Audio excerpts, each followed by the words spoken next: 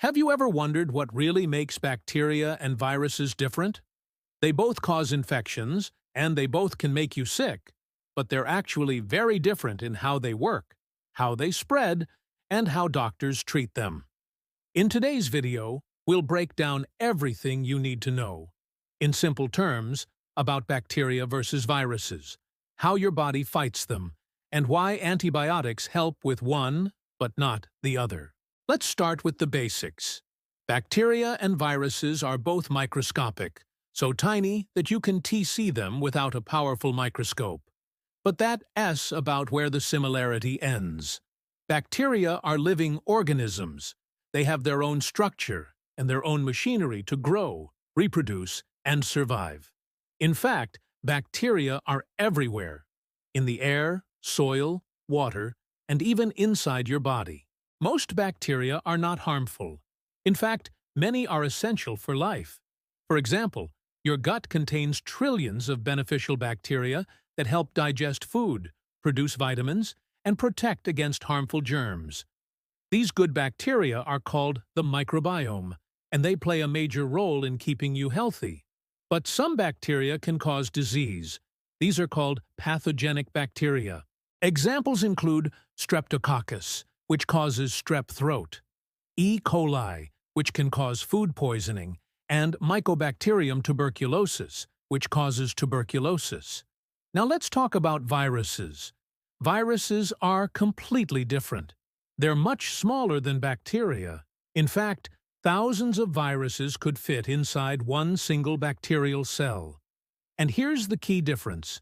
Viruses are not truly alive. They can't grow, move, or reproduce on their own. They don't have cells, and they don't have the tools to make energy or proteins.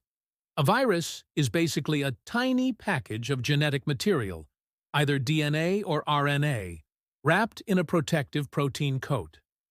To reproduce, a virus must infect a living cell, whether that's in a human, an animal, or a plant.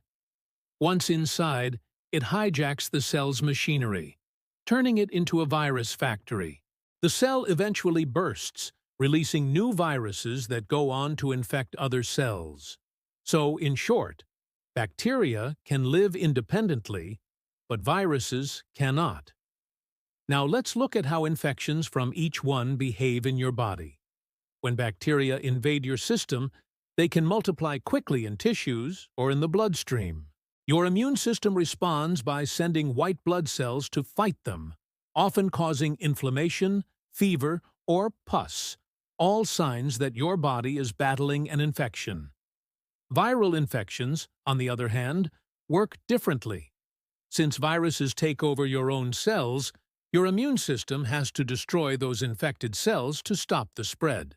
This is why viral illnesses, like the flu or chickenpox, often take time to recover from. Your body is busy repairing the damage caused by the infection. Now here's one of the most important differences. Treatment. Bacterial infections are usually treated with antibiotics. These drugs are designed to kill bacteria or stop them from reproducing. However, antibiotics do not work on viruses. That's because viruses don't have the same structures or life processes that antibiotics target. Taking antibiotics for a viral infection, like a cold or the flu, won't help you get better faster. In fact, it can make things worse by killing off your good bacteria and promoting antibiotic resistance, a serious global health problem. So, what about viral infections? Since antibiotics don't work, viral illnesses are usually treated with rest, fluids, and medications that relieve symptoms, like fever reducers or pain relievers. For certain viruses, such as HIV, hepatitis, or influenza, doctors can prescribe antiviral drugs. These don't kill the virus completely, but can slow it down or stop it from multiplying. Another powerful way to fight viruses is through vaccination.